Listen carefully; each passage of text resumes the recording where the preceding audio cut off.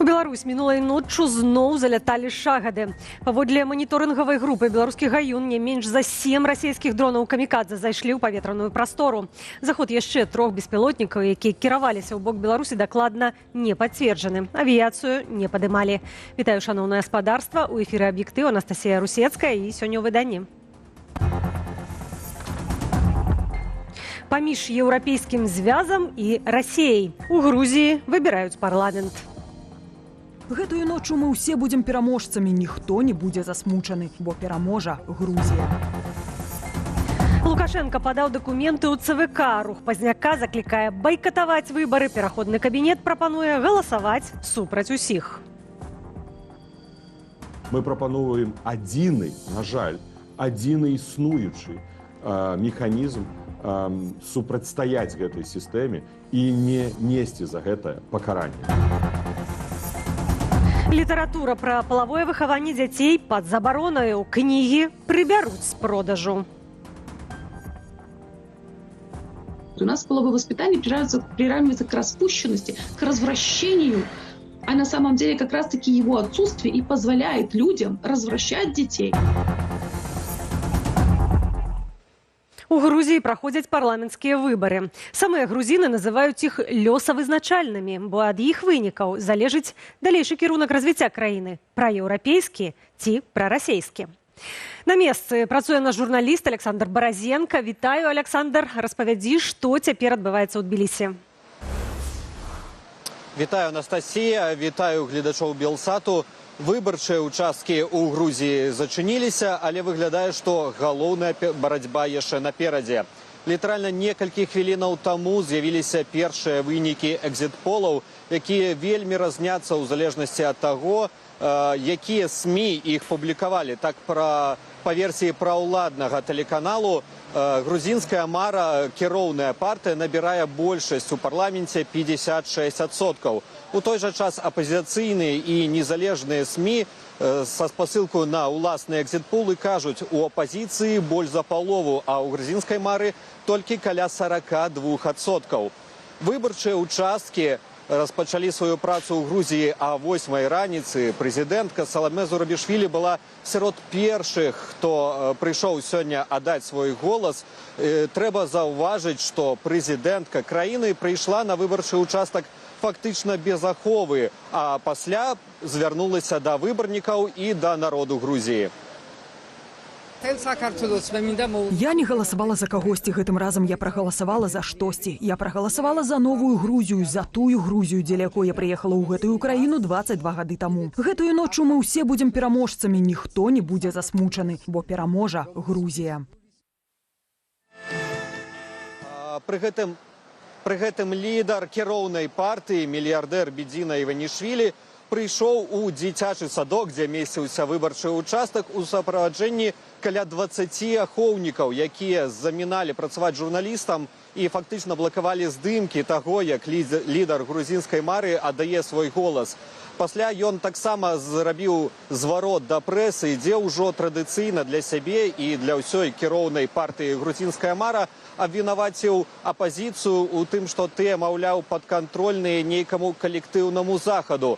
Маўляў, калі апазіцыя ў Грузіі прыйдзе да ўлады, то краіну чакае вайна і яна будзе замешана нейкім калектыўным, паўтаруся, захадам у супрацьстаянне ў агрэсію Расіі супраць Украіны. Адна частка палітыкаў спрабуе пракласці шлях да міру і перамогі ў той час, як і іншая служыць замежным агентам да іншым краінам. Гэтыя палітыкі-агенты спрабуюць рабіць тое, у чым зацікаўлена іншая краіна, і гэта інтарэс вайна, якая, на жаль, бушуе ў суседстве з намі. Назіральнікі за сённяшнім галасаваннем фіксавалі шматлікія парушэнні. Гэта і подкуп выбарцаў з боку прадстаўнікоў кіроўнай партыі і укіды бюлетэняў на тых участках, дзе сёння не працавала аўтаматызаваная сістэма.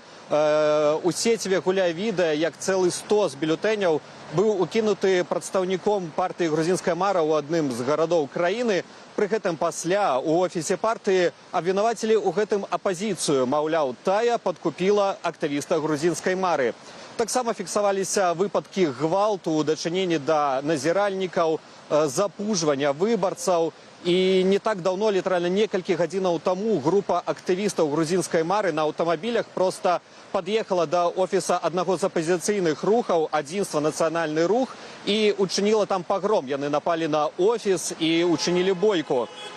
Цяпер вось мы бачым, што па горадзе ездзяць машыны з эмблемамі грузінскай мары, з іх сцягамі, не чакаючы нават папярэдніх вынікаў ад цэнтрвыбаркаму, кіроўная партыя распачала салюты, распачала святочны мітынг. Яны заяўляюць пра тое, што грузінская мара перамагла, апазіцыя не згодная і рыхтуецца да супрацьстаяння, рыхтуецца да абароны галасоў, магчыма, нават з дапамогаю вуліцы. Таму сітуацыя дынамічная, казаць пра нейкага пераможца на гэтую хвіліну пакуль немагчыма. Чакаем папярэдніх вынікаў ад цэнтрвыбаркаму і чакаем таго, што скажа народ Грузіі на вуліцах Тбілісі і іншых гарадоў. Студыя. Падрабязнасці з намі на сувязі з Грузіяй быў мой калега Александр Баразенко. І ў працяг тэмы прапаную паслухаць, што пра парламенцкія выбары кажуць жыхары Тбілісі. Give the voice Европის მიმართულებით по направлению Европы, конечно. Самое главное для меня это ради этого я пришла и всегда приду. Мы спадзяёмся на перамены, бо ўвесь народ Грузіі стаміўся быць расійскімі марыянеткамі. Таму мы ідём на выбары. У асноўным пераменаў хоча моладзь. Мы хочам нашай еўрапейскай будучыні. Нас и поливали, и травили газом, и били, и кости ломали. Мы все равно здесь. Я думаю, мы выиграем. Я думаю, Грузия уже давно, то есть демократическая страна, просто власть противится.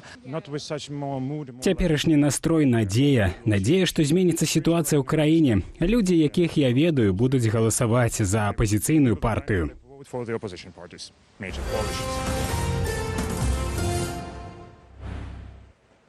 Рух «Вольная Беларусь» заклікаў байкатаваць так званыя прэзідэнцкія выбары. На думку Зянона Пазняка і паплечнікаў, прыйсці на ўчасткі можна толькі пры ціску з боку рэжыму. Тым часам аб'яднаны пераходны кабінет заклікае прагаласаваць супраць усіх. Пра тое, як прапануюць рэагаваць на перапрызначэнне Лукашэнкі і пра ролю Масквы ў падтрыманні узурпатара Вітаў Ціўчык.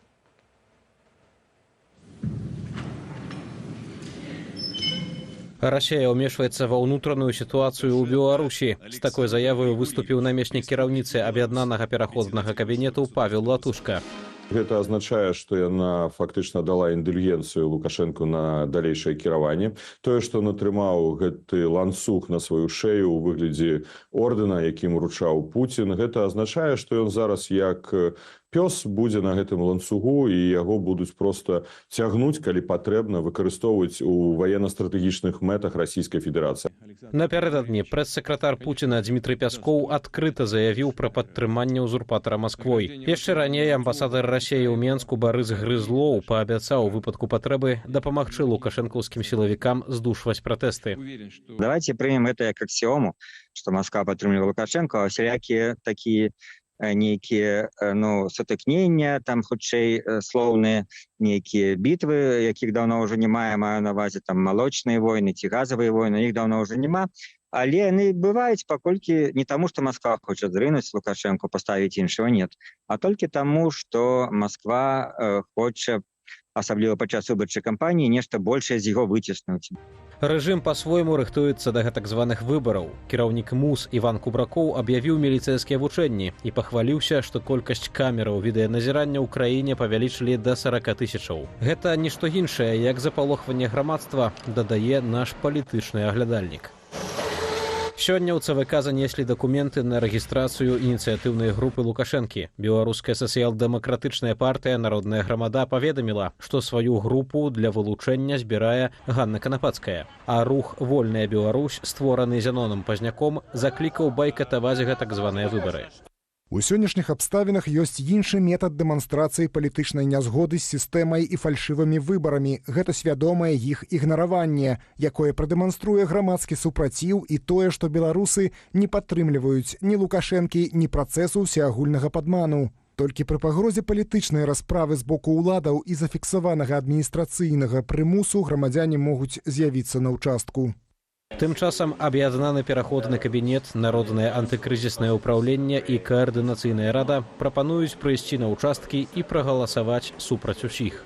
Тых, хто апелюе да актывістаў у Беларусі, каб яны агітавалі за байкот, павінны аддаваць сабе справаздачу, што за гэта людзей будуць саджаць у турмы. Мы прапануем адзіны, на жаль, адзіны існуючы механізм супрацьстаяць гэтай сістэме і не несці за гэта пакаранне.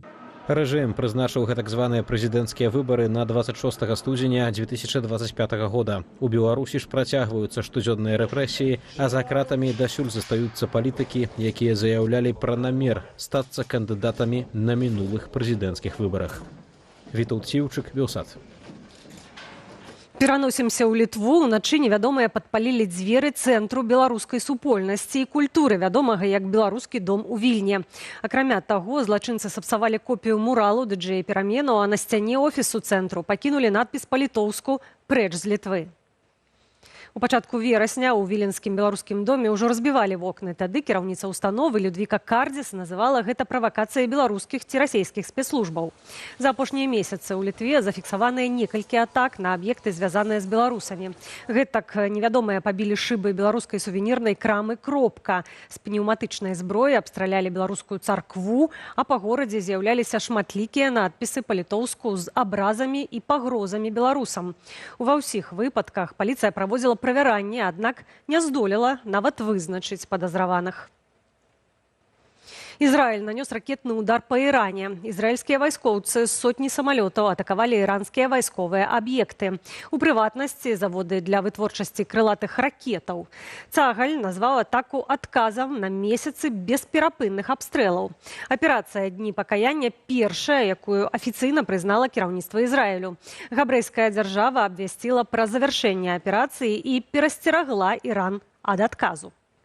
Калі рэжым у Іране зробіць памылку, пачаўшы новы віток эскалацыі, мы будзем абавязаны адказаць. Нашае паведамленне яснае. Усе, хто пагражае дзяржаве Ізраіль, ды імкнецца ўцягнуць рэгіён у шырэйшую эскалацыю, заплацяць высокую цану. Паводле іранскіх медыа, у выніку абстрэлу пашкоджаныя некалькі вайсковых базаў і камандны пункт корпусу вартаўнікоў ісламскай рэвалюцыі ў Тэгеране. Паведамляюць пра 2 забітых вайскоўцаў. З прычыны атакі Іран уначы закрыў паветраную прастору над сваёй тэрыторыяй.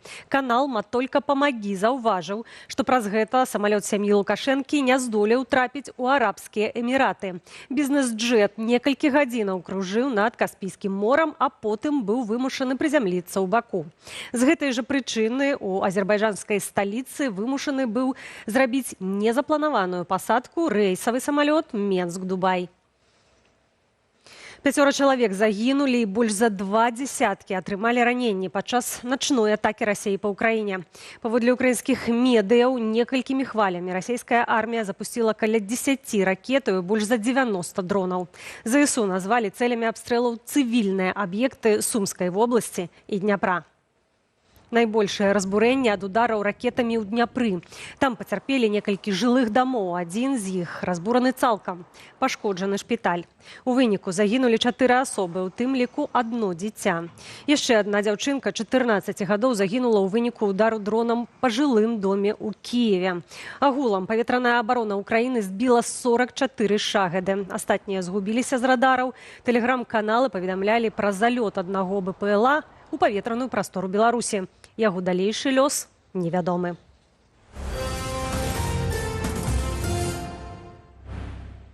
Прэстыж, бясплатнае навучанне ці парады бацькоў. Гэтыя фактары часта ўплываюць на выбар спецыяльнасці школьнікамі і супярэчаць уласным жаданням і дзіцячым марам. Чым насамрэч варта кіравацца, калі абіраеш прафесію? Ірына Юрыева.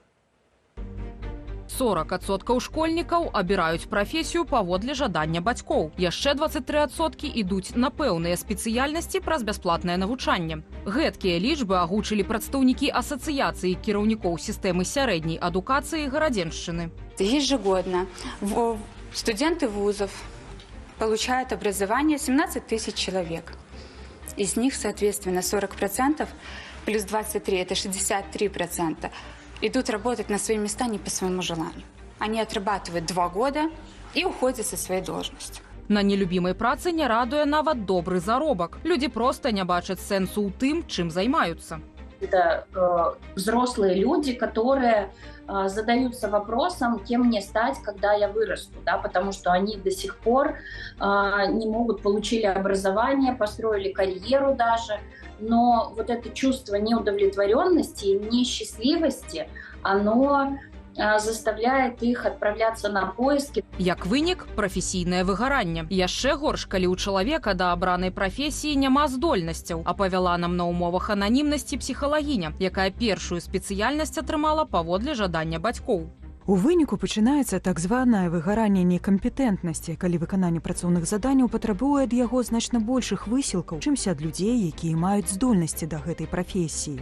Калі паміж бацькамі і дзецьмі ёсць рознагалоссі, варта абмеркаваць аргументы на карысць той ці іншай прафесіі. Важно все же поступать по-своему, принимая какие-то риски, да? Отправлять документы в те вузы, которые нравятся, готовиться, поступать, пробовать, потому что в итоге вам жить вашу жизнь. Важна таксама ўлічваць змены на рынку працы. Да 2027 года развіццё штучнага інтэлекту дазволіць аўтаматызаваць да 42% заданняў, вынікае з леташняга даследавання адмыслоўцаў Сусветнага эканамічнага форуму. Эксперты таксама прагназуюць, што за гэты перыяд працоўных месцаў у галіне вядзення ўліку і адміністравання стане менш на 26 мільёнаў. Але ці варта казаць пра знікненне пэўных прафесіяў? Прафесіі ніякія не знікнуць да штучнага інтэлекта.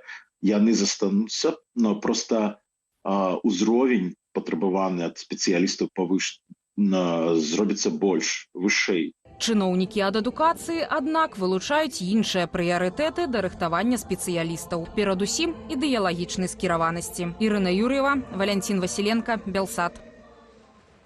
У Беларусі працягваюць змагацца з іншадумствам. Чыноўнікі праводзяць рэйды па кнігарнях у пошуку выданняў на тэму нетрадыцыйных стасункаў або пра палавое выхаванне дзяцей. Падрабязней пра новыя забароненыя тэмы ў літаратуры Настя Печанькова. У кнігарнях Беларусі масавыя ачысткі. Правесці рэвізію гэтак званай дэструктыўнай літаратуры загадала Міністэрства інфармацыі. А аблегчыць кніжныя паліцы працаўнікам крамаў дапамагаюць праўладны саюз пісьменнікаў разам з сілавікамі. Беларусь пытаются максимально забрасывать литературой, которая крайне вредна национальным интересам Беларуси, это однозначно. Гэтак пад пераслед Міністэрства інфармацыі трапілі кнігі, што нібыта скажаюць гістарычную праўду, распальваюць варожасць і нянавісць, а таксама прапагандуюць рэлігійную нецярплівасць і нібыта нетрадыцыйныя для беларускага грамадства сексуальныя стасункі. Маўляў, літаратура на тэму ЛГБТК плюс супольнасці запаланіла кніжны рынок Беларусі пасля уведзенага ў Расіі закону о прапагандзе нетрадыцыйных каштоўнасцяў. Я думаю, что радикальных переменаў не будет, потому что подобной литературы все равно продавалась в Беларуси вельмі мало. Калі ўвогуле яна з'яўлялася ў агульнадаступных кнігарнях. Яе можна было купіць праз каналы, якія існавалі ў самой супольнасці. Сама супольнасць іх стварала, прадавала, збірала грошы на выданні. Не адпавядае духоўным каштоўнасцям беларусаў, на думку рэжыму, і літаратура пра палавое выхаванне. Маўляў, такія кнігі, цытата, здольныя негатыўна паўплываць на фізічны і псіхічны стан непаўнагадовых, ды сказіць іхнае ўяўленне пра сапраўдныя сямейныя каштоўнасці. У нас половое воспитание приравнивается к распущенности, к развращению. А на самом деле как раз-таки его отсутствие и позволяет людям развращать детей, да, позволяет нарушать их сексуальные границы. Я знаю, что очень многие люди против полового воспитания, то есть, например, вот негативно относятся к этому в Европе, что там развращение и прочие эти дела. Там, наоборот, с раннего возраста объясняют, как все устроено, чтобы ребенок понимал себя, свое тело и так далее. Никакой там вот этой вот пропаганды, и никто никого не заставляет абсолютно. Это все глупости, это все мифы. Агулам з пачатку года на экстремизм проверили 284 выданні, з іх 269 признали экстремистскими. Ранее такі статус чыноўнікі надалі культовому роману Джорджа Оруэлла 1984, творам Альгерда Бахарэвіча, Уладзіміра Някляева, Ларысы Геніуш ды іншых. Таксама часова ў спіс залучалі двухтомнік класіка беларускай літаратуры Вінцэнта Дунін-Марцінкевіча. у сённяшняй Беларусі трапіць у экстрэмісцкі спіс для літаратара, для выдаўца, для нейкага выдання. Это безумоўна знак якасці. Ва ўсім гэтым можна знайсці дзіўнаватае суцяшэнне. Культуру па-ранейшаму успрымаюць усур'ёз, залічыўшы у ворагі. Абмяжоўваць доступ беларусам да гэтак званай экстрэмісцкай літаратуры плануюць не толькі ў кнігарнях і бібліятэках, але і на папулярных маркетплейсах. Цяпер чыноўнікі рапартуюць пра маніторынг такіх пляцовак, як ОСБY, Озон і Wildberries. Настя Печанькова, Белсат. Сёння магло б споўніцца 65 гадоў слыннаму беларусу Анатолю Сысу. Паэт, журналіст і адзін з самых вядомых айчынных літаратараў перыяду нацыянальнага адраджэння. Ён упісаў сваё імя ў беларускую культуру не толькі як стваральнік першага нефармальнага літаратурнага аб'яднання тутэйшае, але і як праваабаронца. Анатоль Сыс разам з Алесем Бяляцкім быў адным з арганізатараў першай акцыі памяці «Ночы расстраляных паэтаў» у кастрычніку 1987 года. На тым мітынгу ўпершыню былі агучаныя імёны расстраляных у 1937 беларускіх літаратараў. Пры жыцці выйшлі 3 зборнікі Анатоля Сыса «Агмень», «Пан Лес», «Сыс». Літаратуразнаўцы прызнаюць, што ягоныя вершы моцна паўплывалі на шмат каго з сучасных беларускіх паэтаў. Сыс пайшоў з жыцця ў 2005 годзе, пахаваны ў роднай вёсцы Гарошкаў на Рагачоўшчыне. У гэтую ноч нашыя суседзі, апрача Расіі, вяртаюцца на зімовы час. Гадзіннікі перавядуць на гадзіну назад. Беларусь стрэлак не пераводзіць і застаецца на летнім часе, які супадае з маскоўскім. Такім чынам, заўтра розніца ў часе паміж Менскам і Кіевам з Вільняю складзе гадзіну, а паміж Менскам і Варшаваю – 2. У аб'ектыве гэта апошняя інфармацыя. Для вас працавала Анастасія Русецкая. Зычу спадарству добрага вечара і да сустрэчы.